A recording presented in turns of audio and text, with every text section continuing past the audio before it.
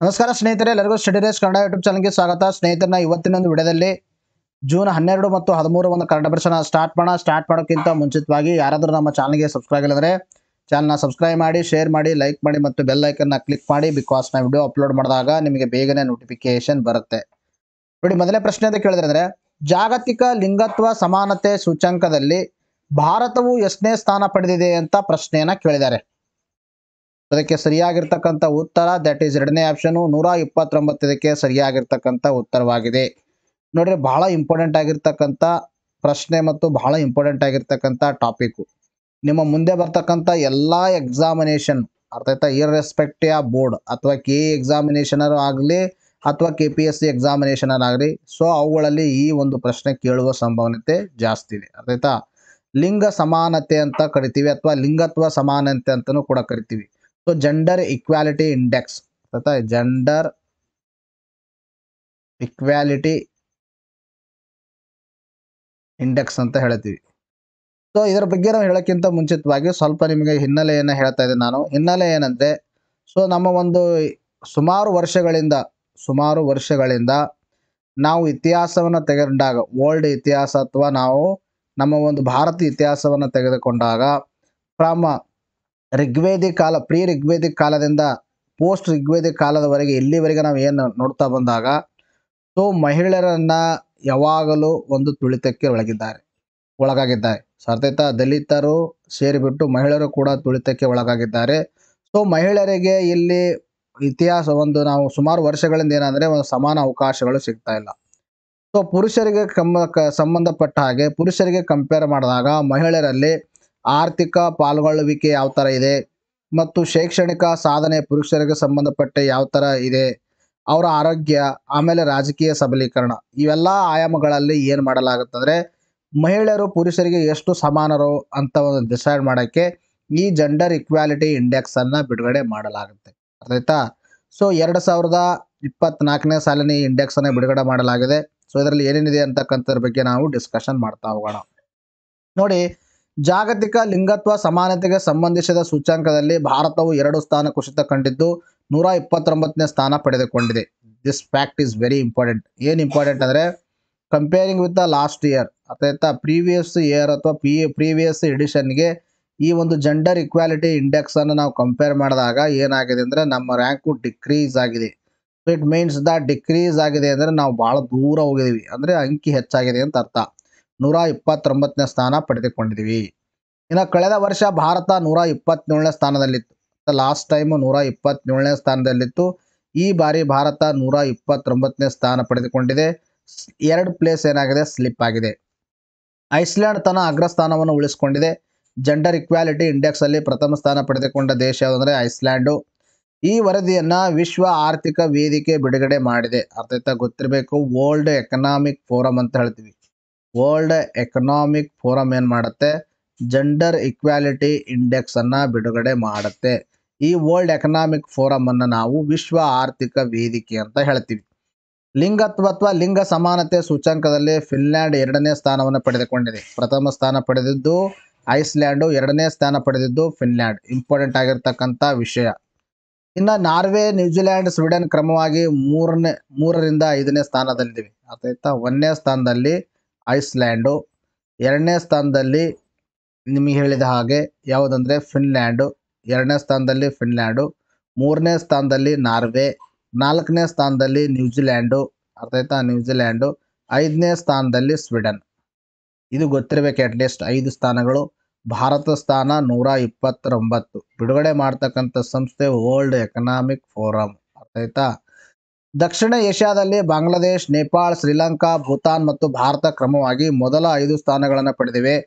ಪಾಕಿಸ್ತಾನ ಕೊನೆಯ ಸ್ಥಾನವನ್ನು ಪಡೆದಿದೆ. ಆಯ್ತಾ. ದಕ್ಷಿಣ ಏಷ್ಯಾದಲ್ಲಿ, ಸೌತ್ ಏಷ್ಯಾದಲ್ಲಿ ಅದಾಯ್ತಾ, ರೀಸನ್ ವೈಸ್ ನೋಡ್ತಾ ಬಂದಾಗ ಸೌತ್ ಏಷ್ಯಾದಲ್ಲಿ ಪ್ರಥಮ ಸ್ಥಾನ ಪಡೆದ ದೇಶ ಬಾಂಗ್ಲಾದೇಶ್. ಆಯ್ತಾ. ನಾನೇನೇ ಮಾತಾಡ್ತಾ ಇದ್ದೀನಿ, ಸೌತ್ ಏಷ್ಯಾ ಮಾತಾಡ್ತಾ ಇದ್ದೀನಿ. ಬಾಂಗ್ಲಾದೇಶ್. 2ನೇ ಸ್ಥಾನ ನೇಪಾಳ, 3ನೇ ಸ್ಥಾನ ಶ್ರೀಲಂಕಾ, 4ನೇ ಸ್ಥಾನ ಭೂತಾನ್, 5ನೇ ಸ್ಥಾನ ಭಾರತ. ಅಂದರೆ ಭಾರತ ನೆರೆಹೊರೆ ದೇಶಗಳಿಗೆ ಕಂಪೇರ್ ಮಾಡಿದಾಗ ಭಾರತ 5ನೇ ಸ್ಥಾನದಲ್ಲಿದೆ. ನಮಗಿಂತಲೂ 5 ರಾಷ್ಟ್ರಗಳು ಮುಂದೆ ಇದೆ ಜೆಂಡರ್ ಇಕ್ವಾಲಿಟಿ ಇಂಡೆಕ್ಸ್ ಅಲ್ಲಿ. ಶಿಕ್ಷಣ ರಾಜಕೀಯ ಸಬಲೀಕರಣಕ್ಕೆ ಸಂಬಂಧಿಸಿದಂತೆ ಲಿಂಗತ್ವ ಸಮಾನತೆಯಲ್ಲಿ ಅಥವಾ ಲಿಂಗ ಸಮಾನತೆಯಲ್ಲಿ ಸಣ್ಣ ಪ್ರಮಾಣದಲ್ಲಿ ಇಳಿಕೆಯಾಗಿರುವುದರಿಂದ ಭಾರತವು ಕಳೆದ ಸಾಲಿನಗಿಂತ 2 ಸ್ಥಾನಗಳಲ್ಲಿ ಕುಸಿತ ಕಂಡಿದೆ. ಯಾವ ಎರಡಂದ್ರೆ 3 ಪರ್ಟಿಕ್ಯುಲರ್ಲಿ ಶಿಕ್ಷಣದಲ್ಲಿ ಮತ್ತು ರಾಜಕೀಯ ಸಬಲೀಕರಣದಲ್ಲಿ ಈ 2 ವಿಷಯಗಳಲ್ಲಿ ಡಿಕ್ರೀಸ್ ಆಗೋದ್ರಿಂದಾಗಿ ಓವರ್ ಆಲ್ ಸ್ಕೋರು ಕೂಡ ಡಿಕ್ರೀಸ್ ಆಗಿದೆ. ಸೊ ಅದಕ್ಕೆ ನಾವೇನಾಗಿದೆ ಅಂದರೆ 2 ಪ್ಲೇಸು ಸ್ಲಿಪ್ ಆಗಿರ್ತಕ್ಕಂಥದ್ದು. ಆರ್ಥಿಕ ಭಾಗವಹಿಸುವಿಕೆ ಮತ್ತು ಅವಕಾಶಗಳಿಗೆ ಸಂಬಂಧಿಸಿದ ಅಂಕಗಳಲ್ಲಿ ಭಾರತ ಸುಧಾರಣೆ ಕಂಡುಬಂದಿದೆ ಎಂದು ವರದಿ ಉಲ್ಲೇಖಿಸಿದೆ. ಇವನು ಕೂಡ ಇಂಪಾರ್ಟೆಂಟ್ ನಿಮಗೆ KS ಪ್ರಿಲಿಮ್ಸ್ ಎಕ್ಸಾಮಿನೇಷನ್ ಅಲ್ಲಿ ಕೆಳಗಡೆಗಳಲ್ಲಿ ಯಾವ ಮಾನದಂಡಗಳನ್ನು ಪರಿಗಣನೆಗೆ ತೆಗೆದುಕೊಳ್ಳಲಾಗುತ್ತೆ ಅಂತ ಕೇಳ್ತಾರೆ. ಮಾನದಂಡಗಳಲ್ಲಿ ಈಗಾಗಲೇ ನೀವು ಎಷ್ಟು ನೋಡಿದಿರಿ? 4 ನೋಡಿದಿರಿ. 4 ಏನು? ಒಂದು ಆರ್ಥಿಕ ಪಾಲ್ಗೊಳ್ಳುವಿಕೆ ಅಥವಾ ಆರ್ಥಿಕ ಪಾಲ್ಗೊಳ್ಳುವಿಕೆ, ಮತ್ತು ಇನ್ನೊಂದು ಯಾವುದು? ಶಿಕ್ಷಣ ಅಂತಕ್ಕಂಥದ್ದು, ಇನ್ನೊಂದು ರಾಜಕೀಯ ಸಬಲೀಕರಣ ಅಥವಾ ಇವು ನೋಡಿದಿರಿ. ನಾನು ಹೇಳ್ತೀನಿ ನಿಮಗೆ ಯಾವ ಇದಾವೆ ಅಂತಕ್ಕಂಥದ್ದು, ಇಲ್ಲಿವರೆಗೆ ಗೊತ್ತಿರ್ತಕ್ಕಂಥ ನಿಮಗೆ. ಶಿಕ್ಷಣ ಮತ್ತು ಆರ್ಥಿಕ ಸಬಲೀಕರಣದಲ್ಲಿ ಏನಾಗಿದೆ? ಸ್ಕೋರು ಡಿಕ್ರೀಸ್ ಆಗಿದೆ. ಆಮೇಲೆ ಆರ್ಥಿಕ ಸಬಲೀಕರಣದಲ್ಲಿ ಸ್ಕೋರ್ ಏನಾಗಿದೆ ಅಂದರೆ ಇನ್ಕ್ರೀಸ್ ಆಗಿದೆ. ಅರ್ಥ ಆಯ್ತಾ? ಸೊ ಓವರ್ ಆಲ್ ಇಫೆಕ್ಟ್ ಏನಾಗಿದೆ? 2 ಪ್ಲೇಸು ಸ್ಲಿಪ್ ಆಗಿರ್ತಕ್ಕಂಥದ್ದು. ಈ ಟ್ರೆಂಡು ಕೂಡ ಗೊತ್ತಿರಬೇಕು ನಿಮಗೆ. ಆಯ್ತಾ? ವರದಿಯ ಪ್ರಮುಖ ಅಂಶಗಳ ಬಗ್ಗೆ ಮಾತಾಡ್ತಾ ಬಂದಾಗ ಮಾಧ್ಯಮಿಕ ಶಿಕ್ಷಣ ದಾಖಲಾತಿಗೆ ಸಂಬಂಧಿಸಿದಂತೆ ಭಾರತವು ಅತ್ಯುತ್ತಮ ಲಿಂಗ ಸಮಾನತೆಯನ್ನು ಹೊಂದಿದೆ. ಆಯ್ತಾ? ಇನ್ನು ಮಹಿಳಾ ರಾಜಕೀಯ ಸಬಲೀಕರಣದಲ್ಲೂ ಭಾರತ ಉತ್ತಮ ಅಂಕಗಳನ್ನು ಗಳಿಸಿದ್ದು ಜಾಗತಿಕವಾಗಿ 65ನೇ ಸ್ಥಾನವನ್ನು ಪಡೆದುಕೊಂಡಿದೆ. 65ನೇ ಸ್ಥಾನ ಪಡೆದು ಉತ್ತಮ ಅಂಕ ಬಂದರೂ ಕೂಡ ಈ ಒಂದು ವಿ ಆರ್ ಇಂದ 65th ರ್ಯಾಂಕ್. 140 ಕೋಟಿಗೆ ಹೆಚ್ಚು ಜನಸಂಖ್ಯೆ ಹೊಂದಿರುವ ಭಾರತ ಲಿಂಗತ್ವ ಅಸಮಾನತೆಯನ್ನು ಅಳಿಸಿ ಹಾಕುವಲ್ಲಿ ಒಟ್ಟಾರೆ ಶೇಕಡಾ 64.1ರಷ್ಟು ಪ್ರಗತಿಯನ್ನು ಸಾಧಿಸಿದೆ. ಆಯ್ತಾ? ಪ್ರಗತಿ ಕಂಡರೂ ಕೂಡ ಅಷ್ಟೊಂದು ಇಂಪ್ರೂವ್ಮೆಂಟ್ ಇಲ್ಲ. ಸೂಚ್ಯಂಕದಲ್ಲಿ ಸುಡಾನ್ ಕೊನೆ ಅಂದರೆ 146ನೇ ಸ್ಥಾನದಲ್ಲಿದ್ದರೆ ಪಾಕಿಸ್ತಾನ 145ನೇ ಸ್ಥಾನದಲ್ಲಿದೆ. ನೋಡ್ರಿ, ಸುಡಾನ್ ಅಂತಕ್ಕಂಥದ್ದು 146ನೇ ಸ್ಥಾನದಲ್ಲಿದೆ. ಪಾಕಿಸ್ತಾನ 145ನೇ ಸ್ಥಾನದಲ್ಲಿ. ಅಫ್ಕೋರ್ಸ್ ಇರಲೇಬೇಕು, ಯಾಕಂದರೆ ದೀಸ್ ಆರ್ ದಿ ಕನ್ಸರ್ವೇಟಿವ್ ಕಂಟ್ರೀಸ್ಗಳಿವೆಲ್ಲ. ಅರ್ಥ ಆಯ್ತಾ? 146 ಮತ್ತು 145ನೇ ಸ್ಥಾನದಲ್ಲಿದ್ದಾವೆ. ಲಾಸ್ಟ್ ಸ್ಥಾನ ಯಾವುದಂದರೆ ಸುಡಾನ್ ಅಂತ ಗೊತ್ತಿರಬೇಕು. ಫಸ್ಟ್ ಸ್ಥಾನ ಯಾವುದಂದರೆ ಐಸ್ಲ್ಯಾಂಡ್ ಅಂತ ಗೊತ್ತಿರಬೇಕು. ಬಿಡುಗಡೆ ಮಾಡುವುದು ಯಾವುದಂದರೆ ವರ್ಲ್ಡ್ ಎಕನಾಮಿಕ್ ಫೋರಮ್ ಅಂತ ಗೊತ್ತಿರಬೇಕು. ಭಾರತ ಸ್ಥಾನ ಏನಾಗಿದೆ? ಡಿಕ್ರೀಸ್ ಆಗಿದೆ ಅಂತ ಗೊತ್ತಿರಬೇಕು. ಲಾಸ್ಟ್ ಟೈಮ್ ಎಷ್ಟು? 127. ಈಗ ಎಷ್ಟು? 129. ಬಿಡುಗಡೆ ಮಾಡೋದು ವರ್ಲ್ಡ್ ಎಕನಾಮಿಕ್ ಫೋರಮ್ ಅಂತಕ್ಕಂಥದ್ದು. ಆಯ್ತಾ? ಹಾಗಾದರೆ ಇಲ್ಲಿ ನೋಡಿ, ಮಾನದಂಡಗಳು ಇಲ್ಲಿ ಒಂದು ಕಡೆ ಕೊಟ್ಟಿದ್ದಾರೆ ಪೇಪರಲ್ಲಿ, ಬಹಳ ಇಂಪಾರ್ಟೆಂಟು. ಆರ್ಥಿಕ ಪಾಲ್ಗೊಳ್ಳಿಕೆ 1, ಶೈಕ್ಷಣಿಕ ಸಾಧನೆ 2, ಆರೋಗ್ಯ 3, ರಾಜಕೀಯ ಸಬಲೀಕರಣ 4. 4 ಮಾನದಂಡಗಳನ್ನು ಆಧರಿಸಿ ಈ ಸೂಚ್ಯಾಂಕವನ್ನು ಬಿಡುಗಡೆ ಮಾಡಲಾಗುತ್ತೆ. ಗೊತ್ತಿರಬೇಕು. ಆರ್ಥಿಕ ಪಾಲ್ಗೊಳ್ಳುವಿಕೆ, 2ನೇದು ಶೈಕ್ಷಣಿಕ ಸಾಧನೆ, 3ನೇದು ಆರೋಗ್ಯ, 4ನೇದು ರಾಜಕೀಯ ಸಬಲೀಕರಣ. ನಿಮ್ಮ ಎಕ್ಸಾಮಲ್ಲಿ ಡೈರೆಕ್ಟಾಗಿ ಕೇಳ್ತಾರೆ. KS ಪ್ರಿಲಿಮ್ಸ್ ಎಕ್ಸಾಮಿನೇಷನ್ಗಳಲ್ಲಿ ಕೆಳಗಳಲ್ಲಿ ಯಾವುದು ಈ ಒಂದು ಜೆಂಡರ್ ಈಕ್ವಾಲಿಟಿ ಇಂಡೆಕ್ಸ್ದ ಒಂದು ಮಾನದಂಡವಾಗಿದೆ, ಮಾನದಂಡವಾಗಿಲ್ಲ, ಯಾವುದರಲ್ಲಿ ಭಾರತ ಇಂಪ್ರೂವ್ಮೆಂಟ್ ಕಂಡಿದೆ, ಯಾವುದರಲ್ಲಿ ಇಂಪ್ರೂವ್ಮೆಂಟ್ ಕಂಡಿಲ್ಲ. ನೋಡಿ, ಇಲ್ಲಿ ಕೊಟ್ಟಿದ್ದಾರೆ 2024 2023 ಕಂಪ್ಯಾರಿಸನ್ ಮಾಡಿದ್ದಾರೆ. ಆರ್ಥಿಕ ಪಾಲ್ಗೊಳ್ಳುವಿಕೆಯಲ್ಲಿ 142 ಇದ್ವಿ, ಈಗಲೂ ಕೂಡ 142. 2024ರಲ್ಲಿ ನೋ ಇಂಪ್ರೂವ್ಮೆಂಟು. 2023ರಲ್ಲಿ 26ನೇ ಸ್ಥಾನದಲ್ಲಿತ್ತು. ಅರ್ಥ ಆಯ್ತಾ? ಶೈಕ್ಷಣಿಕ ಸಾಧನೆಯಲ್ಲಿ 112ನೇ ಸ್ಥಾನ, ಅಂದ್ರೆ ದೂರ ಹೋಗಿದ್ದೀವಿ. ದೂರ ಅಂದರೆ ಏನಾಗಿದೆ? ಇಲ್ಲಿ ಡಿಕ್ರೀಸ್ ಆಗಿದೆ. ಆರೋಗ್ಯದಲ್ಲಿ 142 ಮತ್ತು 2024 142, ನೋ ಇಂಪ್ರೂವ್ಮೆಂಟು. ಇನ್ನು ರಾಜಕೀಯ ಸಬಲೀಕರಣದಲ್ಲಿ 59ನೇ ಸ್ಥಾನದಲ್ಲಿದ್ದೀವಿ, ಇದ್ದು 65ನೇ ಸ್ಥಾನಕ್ಕೆ ಜಂಪ್ ಆಗಿದ್ದೀವಿ. ಅಂದರೆ ಏನಾಗಿದೆ ಅಂದರೆ ಡಿಕ್ರೀಸ್ ಆಗಿದೆ ಅಂತ ಅರ್ಥ. ಗೊತ್ತಿರಬೇಕು. 2 ಸೂಚ್ಯಂಕ, ಒಂದು ಆರ್ಥಿಕ ಪಾಲ್ಗೊಳ್ಳುವಿಕೆ, ಇನ್ನೊಂದು ಆರೋಗ್ಯ. ಇವುಗಳಲ್ಲಿ ನಾವು ಸ್ಟಿಲ್ ಇಂಪ್ರೂವ್ಮೆಂಟ್ ಇದ್ದೇವೆ. ಅಷ್ಟಿದ್ರೂ ಕೂಡ ಇಂಪ್ರೂವ್ಮೆಂಟ್ ಇದೆ ಅಂತಲೇ ಅರ್ಥ. ಅರ್ಥ ಆಯ್ತಾ? ಇನ್ನು ತದನಂತರದಲ್ಲಿ 2 ಯಾವುದಂದರೆ ಒಂದು ರಾಜಕೀಯ ಸಬಲೀಕರಣ ಮತ್ತು ಇನ್ನೊಂದು ಶೈಕ್ಷಣಿಕ ಸಾಧನೆ. ಇವುಗಳಲ್ಲಿ ಏನಾಗಿದೆ? ಡಿಕ್ರೀಸ್ ಆಗಿದೆ. ಇಷ್ಟು ಒಂದು ಸ್ಪೆಸಿಫಿಕ್ ಆಗಿರ್ತಕ್ಕಂಥ ಇನ್ಫಾರ್ಮೇಷನ್ನು ತನ್ನ ತಲೆಯಲ್ಲಿ ಇರಬೇಕು. ಅರ್ಥ ಆಯ್ತಾ? ರಾಜ್ಯ ಸರ್ಕಾರಗಳ ನಾಯಕರು 10ನೇ ಸ್ಥಾನ, ಪ್ರೌಢ ಶಿಕ್ಷಣ ದಾಖಲು ಭಾರತಕ್ಕೆ 65ನೇ ಸ್ಥಾನ, ಜಾಗತಿಕ ಮಟ್ಟದಲ್ಲಿ ಲಿಂಗ ಸಮಾನತೆ ಅಂತರ ಶೇಕಡಾ 68.5. ಆಯ್ತಾ? 60 ಈ ಲಿಂಗ ಸಮಾನತೆ ಅಂತರ ಎಷ್ಟಿದೆ ಅಂತ ಕೇಳ್ತಾರೆ ನಿಮಗೆ. ಶೇಕಡಾದಲ್ಲಿದ್ದರೆ 68.5. ಲಿಂಗ ಸಮಾನತೆ ಸಾಧನೆಗೆ ಅಗತ್ಯ ಅವಧಿ 127 ವರ್ಷ. ಇದನ್ನು ಕೂಡ ಇಂಪಾರ್ಟೆಂಟು. ಲಿಂಗ ಸಮಾನತೆ ಸಾಧನೆ ಮಾಡೋಕೆ ನಾವು ಮಾಡಬೇಕಂದ್ರೆ ಇಲ್ಲಿಂದ 127 ವರ್ಷ ಆದಮೇಲೆ ನಮ್ಮಲ್ಲಿ ಏನಾಗ್ತಂದ್ರೆ ಜೆಂಡರ್ ಇಕ್ವಾಲಿಟಿ ಆಗುತ್ತೆ. 2-3 ಜನ್ರೇಷನ್ ಹೋಗ್ಬಿಟ್ಟಿರುತ್ತೆ. ಪ್ರೌಢ ಶಿಕ್ಷಣ ದಾಖಲಾತಿ ಶೇಕಡಾ 100ರಷ್ಟು ಸಾಧನೆ. ಆಯ್ತಾ?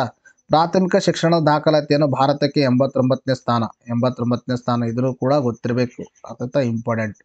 ಎಷ್ಟು ಡೆಪ್ತ್ ಆಗಿ ನಿಮಗೆ ಇನ್ಫಾರ್ಮೇಷನ್ ಅನ್ನು ಕೊಟ್ಟಿದ್ವಿ. ಎಲ್ಲರನ್ನು ಇವನ್ನ ನೋಟ್ ಡೌನ್ ಮಾಡ್ಕೋಬೇಕು. ಬಿಕಾಸ್ ಇದರಲ್ಲೇ ಕ್ವಶನ್ ಬರುತ್ತೆ ಎಕ್ಸಾಮಿನೇಷನಲ್ಲಿ. ನಿಮ್ಮ KS ಪ್ರಿಲಿಮ್ಸ್ಗೆ this information is very important. ನೋಡ್ರಿ, ಯಾವ್ದು ನಿಮಗೆ ಇಂಪಾರ್ಟೆಂಟ್ ಇರುತ್ತೆ ಅದು ನಾವು ಇನ್ ಡೆಪ್ತ್ ಆಗಿ ಕವರ್ ಮಾಡ್ತೀವಿ. ಅರ್ಥ ಆಯ್ತಾ? ಯಾವ್ದು ನಿಮಗೆ ನ್ಯೂಸ್ ಕಾಂಟೆಕ್ಸ್ಟ್ ಅಲ್ಲೇ ಪ್ರಶ್ನೆಯನ್ನು ಕೇಳ್ತಾರೋ ಅದನ್ನ ಕಡಿಮೆ ಕವರ್ ಮಾಡ್ತೀವಿ. ಅರ್ಥ ಆಯ್ತಾ? ಇನ್ನು ಇಲ್ಲಿ ಕೆಲವೊಂದು ಮಾಹಿತಿಗಳನ್ನ ನಿಮಗೆ ಮಿಸ್ ಆಗಿರ್ಬೋದು. ಆ ಮಾಹಿತಿಗಳನ್ನ ನಮ್ಮ ಮ್ಯಾಗಝಿನ್ಸ್ಗಳಲ್ಲಿ ನಿಮಗೆ ಕೊಟ್ಟಿರ್ತೀವಿ. ಅಲ್ಲಿ ಇದಕ್ಕಿಂತಲೂ ಇನ್ಫಾರ್ಮೇಟಿವ್ ಆಗಿ ಇದಕ್ಕಿಂತಲೂ ಡೆಪ್ತ್ ಇನ್ಫಾರ್ಮೇಷನ್ ಅನ್ನ ಕೊಡಲಾಗುತ್ತೆ. ಯಾರು ನೀವು ತಗೊಂಡಿಲ್ಲ ಅದನ್ನ ನೀವು ತಗೋಬಹುದು. ಅರ್ಥ ಆಯ್ತಾ? ಅದ ನಿಮಗೆ ಯಾವ ತರ ತಗೊಳ್ಳೋದು ಅಂತ ನಾವು ನಿಮಗೆ ಎಲ್ಲ ಪ್ರೀವಿಯಸ್ ಕ್ಲಾಸಲ್ಲಿ ಹೇಳಿದೀವಿ. ಯಾವ ತರ ಪಡೆದುಕೊಳ್ಬೋದು ಅಂತಕ್ಕಂಥದ್ದು. ಅದು ಇಲ್ಲೆಲ್ಲ ಇದೆ ಇನ್ಫಾರ್ಮೇಷನ್. ತೋರಿಸ್ತೀನಿ ನೋಡಿ ನಿಮಗೆ ಯಾವ ತರ ತಗೋಬೇಕು ಅಂತಕ್ಕಂಥದ್ದು. ಕಾಣಿಸ್ತಾ ಇದೆನಾ? 1 ಮಂತಿಗೆ 40 ಆಗುತ್ತೆ. 2023 ಜಾನ್ ಟು ಮೇ 2024 680 ಆಗುತ್ತೆ. 2022 ಜಾನ್ ಟು ಮೇ 2024 2022 ಬಿತ್ತಂದ್ರೆ 1080 ಆಗುತ್ತೆ. Fine pay, Google pay, Paytm, BP ಮುಖಾಂತರ ಈ ನಂಬರ್ಗೆ ಪೇ ಮಾಡೋದನ್ನ ವಾಟ್ಸಪ್ ಮುಖಾಂತರ ಪೇಮೆಂಟ್ ಮಾಡೋ ಸ್ಕ್ರೀನ್ಶಾಟ್ ಕಳಿಸ್ರಿ. ನಮ್ಮ ನೋಟ್ಸ್ಗಳನ್ನು ತಮಗೆ ಸಾಫ್ಟ್ ಫಾರ್ಮೆಟ್ ಅಥವಾ PDF ಫಾರ್ಮೆಟಲ್ಲಿ ನಾವೇನು ಮಾಡ್ತೀವಿ, ಪ್ರೊವೈಡ್ ಮಾಡ್ತೀವಿ. ಯಾವ ಥರ ಕಂಟೆಂಟ್ ಕೊಡ್ತಾ ಇದೀವಿ ಅದಕ್ಕಿಂತಲೂ ಚೆನ್ನಾಗಿರ್ತಕ್ಕಂಥ ಕಂಟೆಂಟು. ನೀವು ಯಾರು PDO ಮತ್ತು VAO ಎಕ್ಸಾಮ್ಗಳಿಗೆ ಓದ್ತಾ ಇದ್ರಿ, ಗ್ರೂಪ್ C ಎಕ್ಸಾಮ್ಗೆ ಈ ಸಬ್ಸ್ಕ್ರಿಪ್ಷನ್ ತೊಗೊಳ್ಳಿ. ಯಾರು KS ಓದ್ತಾ ಇದ್ರಿ ಇದು ನೀವು ತೊಗೊಳ್ಳಿ. ಬಿಕಾಸ್ ನಿಮ್ಗೆ ಏನಂದರೆ 2 ವರ್ಷದ ಮಿನಿಮಮ್ ಕರೆಂಟ್ ಅಫೇರ್ಸ್ ಕೇಳ್ತಾರೆ. ನಾವು ನಿಮ್ಗೆ ಅಷ್ಟೊಂದು ಬರ್ಡನ್ ಮಾಡಿಲ್ಲ. ನೀವು 2 ವರ್ಷದ ಕರೆಂಟ್ ಅಫೇರ್ಸನ್ನು ನೀಟಾಗಿ ಓದ್ಕೊಂಡಾಗರೆ ಒಂದು ವೀಕಲ್ಲಿ ಮುಗಿಸ್ಬೋದು. ಆ ಥರ ನಿಮಗೆ ಏನು ಮಾಡಿದ್ದೀವಿ ಅಂದರೆ ನಾವು ಮ್ಯಾಗಝಿನ್ಸ್ಗಳನ್ನು ಡಿಸೈನ್ ಮಾಡಿದ್ವಿ. ನೀವು ಇದನ್ನು ಪಡೆದುಕೊಳ್ಬೋದು. 1 ಸೆಕೆಂಡು, ಸ್ಲೈಡ್ಸ್ ಎಲ್ಲ ಮೂವ್ಮೆಂಟ್ ಆಗಿದೆ. ನಾನೇ ಮೂವ್ಮೆಂಟ್ ಮಾಡಿದ್ದೀನಿ. ಸೊ ಅದಕ್ಕೆ ಬರೋಣ ನಾವು. ಇದು ಗೊತ್ತಾಯ್ತಾ? ಈ ಒಂದು ಲಿಂಗ ಸಮಾನತೆ ಸೂಚ್ಯಂಕದ ಬಗ್ಗೆ ಗೊತ್ತಾಯ್ತು ಎಲ್ಲರಿಗೆ ನಿಮಗೆ. ನೆಕ್ಸ್ಟ್ ಪ್ರಶ್ನೆ ಕೇಳಿದ್ದಾರೆ ನೋಡಿ. ಬ್ರಿಕ್ಸ್ ವಿದೇಶಾಂಗ ಮಂತ್ರಿಗಳ ಸಭೆಯು ಯಾವ ದೇಶದಲ್ಲಿ ನಡೆಯಿತು ಅಂತ ಪ್ರಶ್ನೆಯನ್ನು ಕೇಳಿದ್ದಾರೆ. ಅದಕ್ಕೆ ಸರಿಯಾಗಿರ್ತಕ್ಕಂಥ ಉತ್ತರ ಯಾವುದಂದ್ರೆ ದಟ್ ಈಸ್ ಮೊದಲನೇ option Russia is the right answer. ಇದನ್ನು ಕೂಡ ಇಂಪಾರ್ಟೆಂಟ್ ಆಗಿರ್ತಕ್ಕಂಥ ಪ್ರಶ್ನೆ. ಇದ್ರ ಬಗ್ಗೆ ಡಿಸ್ಕಷನ್ ಮಾಡೋಣ. ರಷ್ಯಾ ಆಯೋಜಿಸಿದ ಬ್ರಿಕ್ಸ್ ವಿದೇಶಾಂಗ ಮಂತ್ರಿಗಳ ಸಭೆಯಲ್ಲಿ ಭಾರತವು ಕೂಡ ಭಾಗವಹಿಸಿತ್ತು. ಈ ಸಭೆ ರಷ್ಯಾದಲ್ಲೇ ಜರುಗಿತ್ತು. ಅರ್ಥಾಯ್ತಾ? 2023 ಬ್ರಿಕ್ಸ್ ವಿಸ್ತರಣೆಯ ನಂತರ ಇದು ಮೊದಲ ವಿದೇಶಾಂಗ ಮಂತ್ರಿಗಳ ಸಭೆಯಾಗಿದೆ.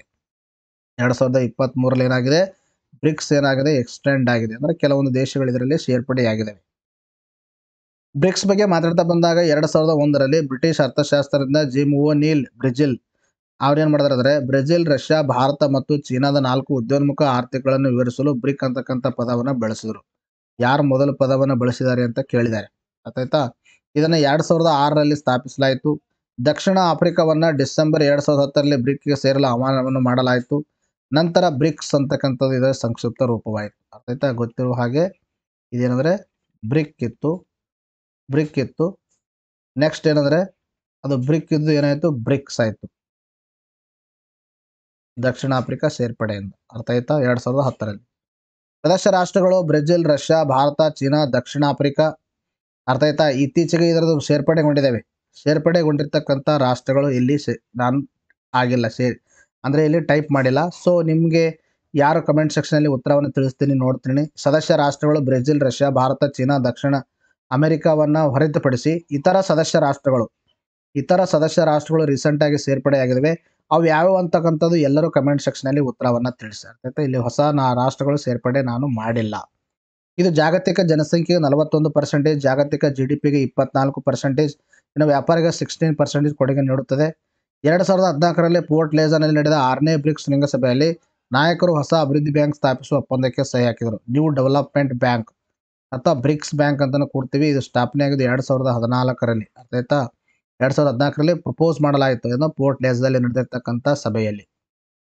ಬ್ರಿಕ್ಸ್ನ 15ನೇ ಸಭೆ ದಕ್ಷಿಣ ಆಫ್ರಿಕಾದಲ್ಲಿ ಜರುಗಿತ್ತು. ಹೊಸದಾಗಿ 6 ದೇಶಗಳನ್ನು ಸೇರಿಸುವುದಾಗಿ ಪ್ರಸ್ತಾಪಿಸಲಾಗಿದೆ. 2024 ಜನವರಿ 1ರಂದು ಬ್ರಿಕ್ಸ್ನ ಸದಸ್ಯತ್ವ ಪಡೆದುಕೊಂಡ ದೇಶಗಳು ಇಲ್ಲೇ ಕೊಟ್ಟಿದ್ದೀನಿ. ಡೋಂಟ್ ವರಿ, ಕಮೆಂಟ್ ಸೆಕ್ಷನ್ ಕೂಡ ಅವಶ್ಯಕತೆ ಇಲ್ಲ. Egypt 1, Iran 2, Saudi Arabia 3, UAE 4, Ethiopia 6. ಮತ್ತು ಇವು ಏನಂದರೆ 6 ದೇಶಗಳು ಗೊತ್ತಿರಬೇಕು, ಬಹಳ ಇಂಪಾರ್ಟೆಂಟ್ ನಿಮಗೆ. ಹೊಸದಾಗಿ ಸೇರ್ಪಡೆಯಾಗಿರ್ತಕ್ಕಂಥ ದೇಶಗಳು. ಅರ್ಥ ಆಯ್ತಾ? ಹೊಸದಾಗಿ ಸೇರ್ಪಡೆಯಾಗಿರ್ತಕ್ಕಂಥ ದೇಶಗಳಲ್ಲಿ ಒಂದು ಯಾವುದು, ಈಜಿಪ್ಟ್ ಅಂತಕ್ಕಂಥದ್ದು. 2ನೇದು ಇರಾನು, 3ನೇದು ಸೌದಿ ಅರೇಬಿಯಾ, 4ನೇದು UAE, 5ನೇದು ಇಥಿಯೋಪಿಯಾ. ಅರ್ಥ ಆಯ್ತಾ? 6 ದೇಶಗಳೇನಾಗಿದೆ ಅಂದರೆ ಇದರಲ್ಲಿ ಸೇರ್ಪಡೆಗೊಂಡಿರ್ತಕ್ಕಂಥದ್ದು. ನಿಮ್ಮ ಎಕ್ಸಾಮಲ್ಲಿ ಕೇಳ್ತಾರೆ, ಒಂದು ಬ್ರಿಕ್ಸ್ನ ಸದಸ್ಯ ಪಡೆದುಕೊಂಡ ದೇಶಗಳು ಯಾವುವು ಅಂದರೆ Egypt, Iran, Saudi Arabia, UAE ಮತ್ತು ಇಥಿಯೋಪಿಯಾ. ಅರ್ಥ ಆಯ್ತಾ? ಇವೇನಂದರೆ ಬ್ರಿಕ್ಸ್ಗೆ ಸೇರ್ಪಡೆಗೊಂಡಿರ್ತಕ್ಕಂಥ ದೇಶಗಳು. ಇದರಲ್ಲಿ ಒಂದು ರಾಷ್ಟ್ರ ಮಿಸ್ ಆಗಿದೆ. ಸೊ ಆ ರಾಷ್ಟ್ರ ಯಾವುದಂದ್ರೆ ಅದು ಸೇರ್ಪಡೆ ಆಗಿಲ್ಲ. ಆಯ್ತಾ? ಪ್ರಸ್ತಾಪವನ್ನು ಮಾಡಿರಲಾಗಿತ್ತು, ಬಟ್ ಸೇರ್ಪಡೆಯಾಗಿದ್ದು ಎಷ್ಟಂದರೆ 5 ದೇಶಗಳು ಸೇರ್ಪಡೆಯಾಗಿದ್ದಾವೆ. ನಿಮಗೆ ಎಕ್ಸಾಮಲ್ಲಿ ಕೇಳ್ತಾರೆ, ಇದು ಗೊತ್ತಿರಬೇಕು. ಈ ಫ್ಯಾಕ್ಟ್ ನಾನು ಏನು ಹೇಳ್ತಾ ಇದ್ದೀನಿ ಇದು ಮೇಲ್ಗಡೆ ಎಲ್ಲ ಕೇಳಿಲ್ಲ ಅಂದರೂ ಕೂಡ ಇದ್ರ ಮೇಲೆ ಪ್ರಶ್ನೆ ಬರುತ್ತೆ. ಫಿಕ್ಸ್ ಕ್ವಶನ್ ಬರುತ್ತೆ ಅಂತ ಇಟ್ಕೊಳ್ಳಿ ನಿಮ್ಮ KS ಪ್ರಿಲಿಮ್ಸ್ಗೆ. ಕೆಳಗಿನಲ್ಲಿ ಯಾವುದು ಹೊಸದಾಗಿ ಸೇರ್ಪಡೆಯಾಗಿರ್ತಕ್ಕಂಥ ದೇಶಗಳಿದಾವೆ ಅಂತಕ್ಕಂಥದ್ದು. ನೆಕ್ಸ್ಟ್ ನೋಡೋಣ ನೋಡಿ. ನೆಕ್ಸ್ಟ್ ಪ್ರಶ್ನೆ ಕೇಳಿದ್ರೆ, ಇತ್ತೀಚೆಗೆ ನಿಧನ ಹೊಂದಿದ ಚೆರುಕುರಿ ಚೆರುಕುರಿ ರಾಮೋಜಿ ರಾವ್ ಅವರಿಗೆ ಯಾವ ಪ್ರಶಸ್ತಿ ನೀಡಲಾಗಿತ್ತು ಅಂತ ಪ್ರಶ್ನೆಯನ್ನು ಕೇಳಿದರೆ, ಇದಕ್ಕೆ ಸರಿಯಾಗಿರ್ತಕ್ಕಂಥ ಉತ್ತರ Padma Vibhushan is the right answer. ಸರಿ, ಪದ್ಮಭೂಷಣ ಇದಕ್ಕೆ ಸರಿಯಾಗಿರ್ತಕ್ಕಂಥ ಉತ್ತರವಾಗಿದೆ. ನೋಡ್ರಿ, ಪದ್ಮಭೂಷಣ ಪ್ರಶಸ್ತಿ ಪುರಸ್ಕೃತರು ಮತ್ತು ರಾಮೋಜಿ ಸಮೂಹದ ಅಧ್ಯಕ್ಷರಾದ ಚೆರುಕುರಿ ರಾಮೋಜಿ ರಾವ್ ಅವರು ನಿಧನರಾಗಿದ್ದಾರೆ. ಅರ್ಥ ಆಯ್ತಾ? ರಾಮೋಜಿ ಫಿಲ್ಮ್ ಸಿಟಿ ಅಂತ ತಾವು ಕೇಳಿದಿರಿ. ರಾಮೋಜಿ ಫಿಲ್ಮ್ ಸಿಟಿ ಇರೋದು ಹೈದರಾಬಾದ್. ಇದರಲ್ಲಿ ಇವರ ಕೊಡುಗೆ ಬಹಳ ಇದೆ. ಸೊ ಅವರ ಹೆಸರಿನಿಂದಲೇ ಅದಕ್ಕೆ ಹೆಸರಿಟ್ಟಿದ್ದಾರೆ. ಅರ್ಥ, ಪದ್ಮಭೂಷಣ ಇವರಿಗೆ ಕೊಟ್ಟಿದ್ದರು. ಅವ್ರದ್ದು ಇತ್ತೀಚೆಗೆ ಏನಾಗಿದೆ ಅಂದರೆ ನಿಧನರಾಗಿದ್ದಾರೆ. ಚೆರುಕುರಿ ರಾಮೋಜಿ ರಾವ್ ಬಗ್ಗೆ ಮಾತಾಡ್ತಾ ಬಂದಾಗ, ಅವರು ರಾಮೋಜಿ ಗ್ರೂಪ್ನ ಒಂದು ಮುಖ್ಯಸ್ಥರಾಗಿದ್ದರು. ಇದರಲ್ಲಿ ಇವು ಸೇರಿವೆ. ಯಾವುದಂದ್ರೆ ರಾಮೋಜಿ ಫಿಲ್ಮ್ ಸಿಟಿ ಗೊತ್ತಿದೆ, ಅರ್ಥ ಆಯ್ತಾ? ಇದು ಹೈದರಾಬಾದಲ್ಲಿದೆ. ರಾಮೋಜಿ ಫಿಲ್ಮ್ ಸಿಟಿ ವಿಶ್ವದ ಅತಿ ದೊಡ್ಡ ಚಲನಚಿತ್ರ ಒಂದು ನಿರ್ಮಾಣ ಸೌಲಭ್ಯ. ಅರ್ಥ ಆಯ್ತಾ? ನೀವು ಏನಾದರೂ ಹೈದರಾಬಾದ್ಗೆ ಹೋದರೆ ಇದಕ್ಕೆ ವಿಸಿಟ್ ಕೊಡಿ. ಐ ಥಿಂಕ್ ಇದಕ್ಕೆ 1200ವರೆಗೆ ಏನೋ ಫೀಸ್ ಇದೆ. ಅರ್ಥ ಆಯ್ತಾ? ಒಂದು ಬಾರಿ ನೋಡಿದ್ರೆ ನೀವು ಬೆರಗಾಗಿ ಹೋಗ್ಬಿಡ್ತಾರೆ. ಅಂದರೆ ಆಲ್ಮೋಸ್ಟ್ ಆಲ್ ಎಲ್ಲ ಫಿಲಮ್ಗಳು ಶೂಟಿಂಗ್ ಆಗುತ್ತವಲ್ಲಿ. ಎಲ್ಲವೂ ಆಗಿದ್ದಾವೆ ಆಲ್ಮೋಸ್ಟ್ ಆಲ್. ವಿಶ್ವದ ಅತಿ ದೊಡ್ಡ ಚಲನಚಿತ್ರ ನಿರ್ಮಾಣ ಸೌಲಭ್ಯ ಇದು. ಅಂದರೆ ಈನಾಡು ತೆಲುಗು ದಿನಪತ್ರಿಕೆ ಅತಿ ಹೆಚ್ಚು ಪ್ರಸಾರವಾಗುವ ತೆಲುಗು ಪತ್ರಿಕೆ. ಇದನ್ನು ಕೂಡ ಇವರ ಒಂದು ಈ ಗ್ರೂಪಿಗೆ ಸೇರಿರ್ತಕ್ಕಂಥದ್ದು, ರಾಮೋಜಿ ಗ್ರೂಪಿಗೆ. ಅಂದ್ರೆ 3 ಟಿವಿ ಚಾನಲ್ಗಳು, ETV ನೆಟ್ವರ್ಕ್ಸ್ಗಳು, ತೆಲುಗುವಿನ ಮೊದಲ ಉಪಗ್ರಹ ಮನೋರಂಜನಾ ಚಾನಲ್ಗಳು, ಉಷಾ ಕಿರಣ್ ಮೂವೀಸು, ಚಲನಚಿತ್ರ ನಿರ್ಮಾಣ ಸಂಸ್ಥೆ ಇದೊಂದು. ಇನ್ನು ಮಾರ್ಗದರ್ಶಿ ಚಿಟ್ ಫಂಡ್ಸು. ಇವೆಲ್ಲ ಏನಂದರೆ ರಾಮೋಜಿ ಗ್ರೂಪ್ ನಡಿಯಲ್ಲಿ ಬರ್ತಕ್ಕಂಥ ಒಂದು ಸಂಸ್ಥೆಗಳು ಮತ್ತು ಕಾರ್ಯನಿರ್ವಹಿಸ್ತಕ್ಕಂಥ ಕೆಲವೊಂದು ಇನ್ಸ್ಟಿಟ್ಯೂಟ್ಗಳು ತಾನು ಹೇಳ್ತೀವಿ. ಕೆಲವೊಂದು ದಿನಪತ್ರಿಕೆಗಳು ಯಾವ ಇದಾವೆ ಅಂತಕ್ಕಂಥ ಅಟ್ಯಾಚ್ಮೆಂಟ್. ಇನ್ನು ಪ್ರಶಸ್ತಿಗಳು ಮತ್ತು ಗೌರವಗಳ ಬಗ್ಗೆ ಮಾತಾಡ್ತಾ ಬಂದಾಗ, ಇವರಿಗೆ ಪತ್ರಿಕೋದ್ಯಮ, ಸಾಹಿತ್ಯ, ಶಿಕ್ಷಣಕ್ಕೆ ನೀಡಿದ ಕೊಡುಗೆಗಳಾಗಿ 2016ರಲ್ಲಿ ಭಾರತ 2ನೇ ಅತ್ಯುನ್ನತ ನಾಗರಿಕ ಗೌರವವಾದ ಪದ್ಮಭೂಷಣವನ್ನು ನೀಡಿ ಗೌರವಿಸಲಾಗಿದೆ. ಇನ್ನು ನುವಾಯಿ ಕವಾಲಿ ತೆಲುಗುವಿನಲ್ಲಿ ನಿರ್ಮಾಪಕ ಅತ್ಯುತ್ತಮ ಚಲನಚಿತ್ರಕ್ಕಾಗಿ ರಾಷ್ಟ್ರೀಯ ಚಲನಚಿತ್ರ ಪ್ರಶಸ್ತಿಯನ್ನು ಕೂಡ ಏನು ಮಾಡಿದ್ದಾರೆ, ಇವರು ಪಡೆದುಕೊಂಡಿದ್ದಾರೆ. ನಿಮಗೆ ಎಕ್ಸಾಮಲ್ಲಿ ಕೇಳ್ತಾರೆ ಪ್ರಮುಖವಾಗಿ ಯಾವ ಒಂದು ಕ್ಷೇತ್ರಕ್ಕೆ ಸಂಬಂಧಪಟ್ಟಿದ್ದಾರೆ. ಆಮೇಲೆ ರಾಮೋಜಿ ಫಿಲಮ್ ಸಿಟಿ ಇದು ಏನಿದೆ, ಇದು ಯಾರ ಗೌರವಾರ್ಥಕವಾಗಿ ಸ್ಥಾಪನೆ ಮಾಡಲಾಗಿದೆ, ಅರ್ಥ ಆಯ್ತಾ? ಇದರ ಒಂದು ಪ್ಲೇಸ್ ಎಲ್ಲಿದೆ, ಈ ಥರ ಪ್ರಶ್ನೆಗಳನ್ನು ಕೇಳ್ತಾರೆ. ರಾಮೋಜಿ ಗ್ರೂಪ್ ಬಗ್ಗೆ ಮಾತಾಡ್ತಾ ಬಂದಾಗ, ಇದನ್ನು ರಾಮ್ಜಿ ರಾವ್ ಅವರು ಸ್ಥಾಪಿಸಿದರು. ಇದರ ಒಂದು ಪ್ರಧಾನ ಕಚೇರಿ ಎಲ್ಲಿದೆ ಅಂದರೆ ಹೈದರಾಬಾದ್ನಲ್ಲಿದೆ. ಇದು ದೂರದರ್ಶನ ಮತ್ತು ವೃತ್ತಪತ್ರಿಕೆ, ಮಾಧ್ಯಮ, ಚಲನಚಿತ್ರ ನಿರ್ಮಾಣ, ಹಣಕಾಸು ಸೇವೆಗಳು, ಚಿಲ್ಲರೆ ವ್ಯಾಪಾರ, ಶಿಕ್ಷಣ ಮತ್ತು ಆತಿಥ್ಯ ಸೇರಿದಂತೆ ವೈವಿಧ್ಯಮಯ ವ್ಯವಹಾರಗಳನ್ನು ಹೊಂದಿದೆ. ಈಗಾಗಲೇ ನಿಮ್ಗೆ ಹೇಳಿದ್ದೀನಿ ರಾಮೋಜಿ ಗ್ರೂಪ್ ನಡಿಯಲ್ಲಿ ಯಾವ ಇದಾವೆ ಅಂತಕ್ಕಂಥದ್ದು. ಅದರಲ್ಲಿ ನೋಡಿದಾಗ TV ಚಾನಲ್ಸ್ಗಳು ಇದ್ದು, ಚಿಟ್ ಫಂಡ್ಸು ಇತ್ತು, ಆಮೇಲೆ ಉಷಾ ಕಿರಣ ಮೂವೀಸು ಇತ್ತು, ಆಮೇಲೆ ತದನಂತರದಲ್ಲಿ ರಾಮೋಜಿ ಫಿಲಮ್ ಸಿಟಿ ಇತ್ತು, ದಿನಪತ್ರಿಕೆ ಇತ್ತು. ಈ ಥರವಾಗಿ ಒಂದು ಮಲ್ಟಿ ಡೈಮೆನ್ಷನಲ್ ಗ್ರೂಪ್ ಇದು ರಾಮೋಜಿ ಗ್ರೂಪ್ ಅಂತಕ್ಕಂಥದ್ದು. ನೋಡಿ, ನೆಕ್ಸ್ಟ್ ಪ್ರಶ್ನೆ ಕೇಳಿದ್ರೆ, ಗಂಗಾ ನದಿಯ ಸಹೋದರಿ ಎಂದು ಯಾವ ನದಿಯನ್ನು ಕರೆಯುತ್ತಾರೆ ಅಂತ ಪ್ರಶ್ನೆಯನ್ನು ಕೇಳಿದ್ದಾರೆ. ಅದಕ್ಕೆ ಸರಿಯಾಗಿರ್ತಕ್ಕಂಥ ಉತ್ತರ Devika is the right answer. ಬಗ್ಗೆ ಡಿಸ್ಕಷನ್ ಮಾಡೋಣ ನೋಡಿ. ಇತ್ತೀಚೆಗೆ ದೇವಿಕಾ ನದಿಯನ್ನು ಸುದ್ದಿಯಲ್ಲಿದೆ. ಅರ್ಥಾತ್ ದೇವಿಕಾ ನದಿ ಅಂತಕ್ಕಂಥ ಸುದ್ದಿಯಲ್ಲಿದೆ.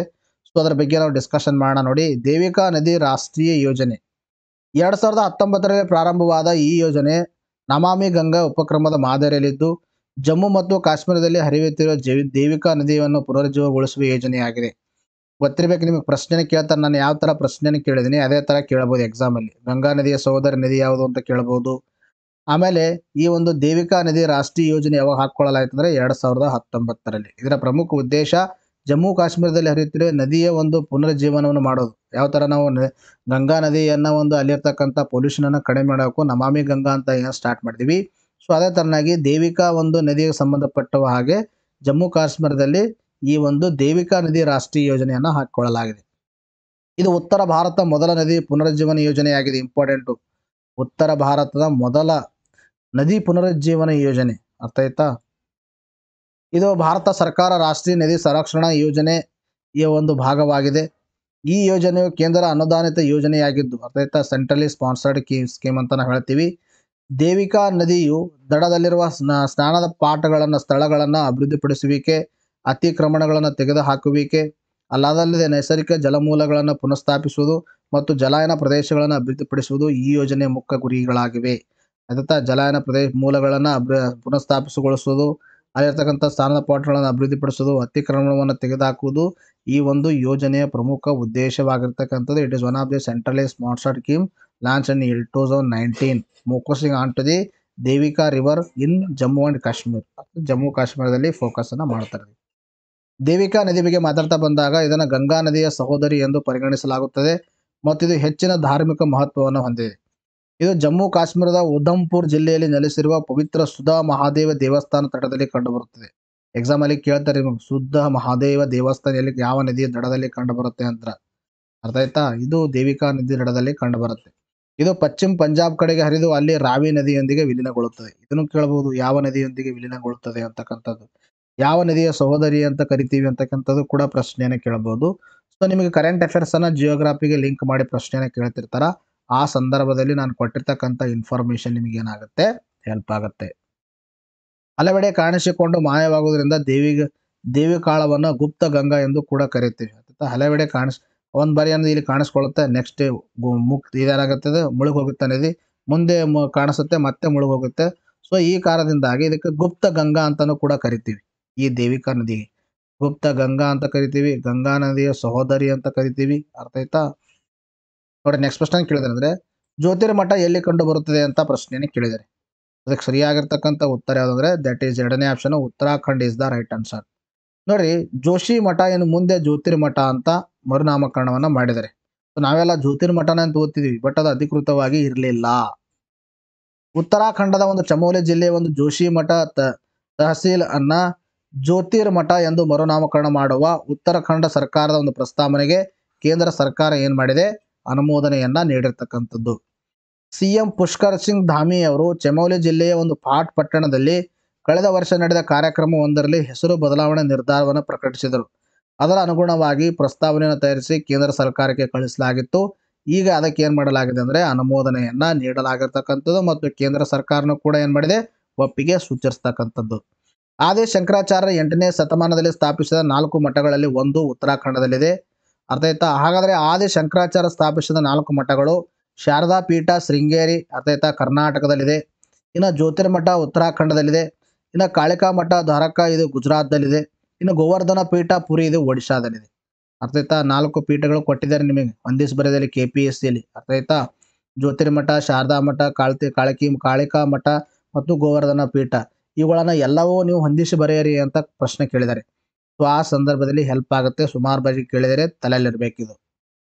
ಎಸ್ ನೆಕ್ಸ್ಟ್ ನೋಡಿ ನೆಕ್ಸ್ಟ್ ಪ್ರಶ್ನೆ ಕೇಳಿದ್ರೆ ಭೂಸೇನೆಯ ನೂತನ ಮುಖ್ಯಸ್ಥರಾಗಿ ನೇಮಗೊಂಡವರು ಯಾರು ಅಂತ ಪ್ರಶ್ನೆಯನ್ನು ಕೇಳಿದರೆ ಸೊ ಅದಕ್ಕೆ ಸರಿಯಾಗಿರ್ತಕ್ಕಂಥ ಉತ್ತರ lieutenant Upendra Dwivedi is the right answer. ನೋಡ್ರಿ, ಇವರು ನೆಕ್ಸ್ಟ್ ಮನೋಜ್ ಪಾಂಡೆ, ಪ್ರಸ್ತುತ ಮನೋಜ್ ಪಾಂಡೆನೇ ಇದ್ದಾರೆ. ಬಟ್ ಜೂನ್ 30ಕ್ಕೆ ಏನಾಗುತ್ತೆ, ಮನೋಜ್ ಪಾಂಡೆ ಅವರ ಅವಧಿ ಮುಕ್ತಾಯಗೊಳ್ಳಲಿದೆ. ಜೂನ್ 30ಕ್ಕೆ ಮುಕ್ತಾಯಗೊಂಡ ಮೇಲೆ ಈ ಒಂದು ಭೂಸೇನೆ ನೂತನ ಮುಖ್ಯಸ್ಥರಾಗಿ ಉಪೇಂದ್ರ ದ್ವಿವೇದಿ ಅವರು ಕಾರ್ಯವನ್ನ ನಿರ್ವಹಿಸಲಿದ್ದಾರೆ. ಅರ್ಥ ಆಯ್ತಾ? ಇದು ಗೊತ್ತಿರಬೇಕು. ಸೇನೆ ಉಪಮುಖ್ಯಸ್ಥರಾಗಿರ್ತಕ್ಕಂಥ ಲೆಫ್ಟಿನೆಂಟ್ ಉಪೇಂದ್ರ ದ್ವಿವೇದಿ ಅವರು ಸೇನೆಯ ನೂತನ ಮುಖ್ಯಸ್ಥರಾಗಿ ನೇಮಕಗೊಂಡಿದ್ದಾರೆ. ಹಾಲಿ ಮುಖ್ಯಸ್ಥ ಜನರಲ್ ಪಾಂಡೆ ಅವರು ಜೂನ್ 30ರಂದು ನಿವೃತ್ತರಾಗಿದ್ದು ಆ ಸ್ಥಾನಕ್ಕೆ ದ್ವಿವೇದಿ ಅವರು ನೇಮಕ ಮಾಡಲಾಗಿದೆ. ಇದು ನಾನು ಪ್ರೀವಿಯಸ್ ಕ್ಲಾಸ್ ಅಲ್ಲಿ ಕೂಡ ನಿಮಗೆ ಹೇಳಿದ್ದೀನಿ. ಮತ್ತೆ ಇನ್ನೊಂದು ಬಾರಿ ನಿಮಗೆ ಒಂದು ತಲೆಯಲ್ಲಿರಲಿ ಅಂತಕ್ಕಂಥದ್ರ ಬಗ್ಗೆ ನಾನು ಮತ್ತೆ ಇದನ್ನ ರಿಪೀಟ್ ಮಾಡಿದ್ದೀನಿ, ನ್ಯೂಸು ಗೊತ್ತಿರಬೇಕು. ನೋಡಿ ನೆಕ್ಸ್ಟ್ ಪ್ರಶ್ನೆ ಕೇಳಿದ್ರೆ ವಿಶ್ವಸಂಸ್ಥೆ 2025 ವರ್ಷವನ್ನ ಏನೆಂದು ಘೋಷಿಸಿದೆ ಅಂತ ಪ್ರಶ್ನೆನ ಕೇಳಿದ್ದಾರೆ. ಅದಕ್ಕೆ ಸರಿಯಾಗಿರ್ತಕ್ಕಂಥ ಉತ್ತರ ಯಾವುದಂದ್ರೆ ಮೇಲಿನ ಎಲ್ಲವೂ, ಆಲ್ ದಿ ಅಬೋ ಇದಕ್ಕೆ ಸರಿಯಾಗಿರ್ತಕ್ಕಂಥ ಉತ್ತರವಾಗಿದೆ. ಅರ್ಥ ಆಯ್ತಾ? ನಾವು ಈಗಾಗಲೇ ನಿಮಗೆ ಗೊತ್ತಿರುವ ಹಾಗೆ ವಿಶ್ವಸಂಸ್ಥೆ ಅಂತಕ್ಕಂಥದ್ದು ಒಂದು ವರ್ಲ್ಡ್ ಪೀಸ್ ಅನ್ನ ಮೇಂಟೈನ್ ಮಾಡುವ ಸಂಸ್ಥೆ ಆಗಿರ್ತಕ್ಕಂಥದ್ದು. ಕೇವಲ ಪೀಸ್ ಅಲ್ಲದೆ ಒಂದು ಕಲ್ಚರ್ಗೋಸ್ಕರ ಒಂದು ಸಪರೇಟ್ ಆಗಿರ್ತಕ್ಕಂಥ ಸಂಸ್ಥೆ ಇದರಲ್ಲಿ ಇದೆ. ಕೃಷಿಗೋಸ್ಕರ ಸಪರೇಟ್ ಆಗಿರ್ತಕ್ಕಂಥ ಅಂಶವಿದೆ. ಅಂದ್ರೆ ಏನಂದ್ರೆ ವಿಶ್ವಸಂಸ್ಥೆ ಅಡಿಯಲ್ಲಿ ಸಪರೇಟ್ ಆಗಿರ್ತಕ್ಕಂಥ ಒಂದು ಸ್ಪೆಷಲೈಸ್ಡ್ ಏಜೆನ್ಸಿಗಳಿದಾವೆ. ಸೊ ಸ್ಪೆಷಲೈಸ್ಡ್ ಏಜೆನ್ಸಿಗಳು ಒಂದು ಪರ್ಟಿಕ್ಯುಲರ್ ಆಗಿರ್ತಕ್ಕಂಥ ಫೀಲ್ಡ್ ಅಲ್ಲಿ ಕಾರ್ಯವನ್ನು ನಿರ್ವಹಿಸ್ತಿರ್ತವೆ. ಸೊ ಆ ಫೀಲ್ಡ್ ಬಗ್ಗೆ ಜನರಲ್ಲಿ ಅವೇರ್ನೆಸ್ ಮೂಡಿಸೋಗೋಸ್ಕರ, ಆ ಫೀಲ್ಡ್ ಒಂದು ಪ್ರಮೋಟ್ ಮಾಡೋಗೋಸ್ಕರ ಏನ್ ಮಾಡ್ತಾವಂದ್ರೆ ಪರ್ಟಿಕ್ಯುಲರ್ ಇಯರ್ ಅನ್ನ ಒಂದು ನಿರ್ದಿಷ್ಟ ವರ್ಷ ಅಂತ ಏನ್ ಮಾಡ್ತಾವ ಡಿಕ್ಲೇರ್ ಅನ್ನ ಮಾಡ್ತಾವ. ಸೊ ಆ ತರನಾಗಿ 2025ನೇ ವರ್ಷವನ್ನ ಅರ್ಥಾತ್ ಕೇವಲ ಒಂದೇ ಅಂತ ಡಿಕ್ಲೇರ್ ಮಾಡಲ್ಲ. ನೀವು ಹಿಂಗೆ ತಿಳ್ಕೊಬೇಡಿ. 2025ನೇ ವರ್ಷವನ್ನ ಯಾವ ವರ್ಷ ಅಂತ ಡಿಕ್ಲೇರ್ ಮಾಡಿದೆ ಅಂದ್ರೆ ಕೇವಲ ಒಂದೇ ಥೀಮ್ ಮೇಲೆ ಇದೆ ಅಂತ ಅಲ್ಲ, ಸುಮಾರು 3-4 ಥೀಮ್ಗಳು ಇರ್ತಾವೆ. ಅರ್ಥ ಆಯ್ತಾ? ಇದಕ್ಕೆ 4ನೇ ಆಪ್ಷನ್ ಕರೆಕ್ಟು. ಇದಕ್ಕೆ ಯಾಕೆ ಪ್ರಶ್ನೆ ಕೇಳಲಾಗಿದೆ ಅಂತಕ್ಕಂಥ ನಾನು ನಿಮ್ಗೆ ಹೇಳ್ತೀನಿ. ವಿಶ್ವಸಂಸ್ಥೆ 2025 ವರ್ಷವನ್ನ ಅಂತಾರಾಷ್ಟ್ರೀಯ ಕ್ವಾಂಟಮ್ ವಿಜ್ಞಾನ ಮತ್ತು ತಂತ್ರಜ್ಞಾನ ವರ್ಷ ಎಂದು ಘೋಷಿಸಿದೆ. ಇದನ್ನು ಕೂಡ ಒಂದು ವರ್ಷ 2025 ಮಲ್ಟಿಪಲ್ ಅಂದರೆ ಥೀಮ್ಗಳಿದಾವೆ. ಇದನ್ನು ಕೂಡ ಒಂದು ಅಂತಾರಾಷ್ಟ್ರೀಯ ಕ್ವಾಂಟಮ್ ವರ್ಷ ಕೇವಲ ಅಂತ ಅಲ್ಲ, ಇದ್ರ ಜೊತೆಗೆ ಬೇರೆವೂ ಇದಾವೆ. 2023ರಲ್ಲಿ ಮೆಕ್ಸಿಕೋ ಪ್ರಸ್ತಾಪ ಮಾಡಿತ್ತು. ಸುಮಾರು 60 ದೇಶಗಳ ಬೆಂಬಲ ವ್ಯಕ್ತಪಡಿಸಿದ ಕಾರಣ ವಿಶ್ವಸಂಸ್ಥೆ ಘೋಷಣೆಯನ್ನು ಮಾಡಿದೆ. ಜರ್ಮನಿ ವಿಜ್ಞಾನಿಯಾಗಿರ್ತಕ್ಕಂಥ ಹೈಸನ್ಬರ್ಗ್ ಅವರ ಒಂದು ಕ್ವಾಂಟಮ್ ಮೆಕ್ಯಾನಿಕ್ಸ್ಗೆ ಅಡಿಪಾಯ ಹಾಕಿದರು.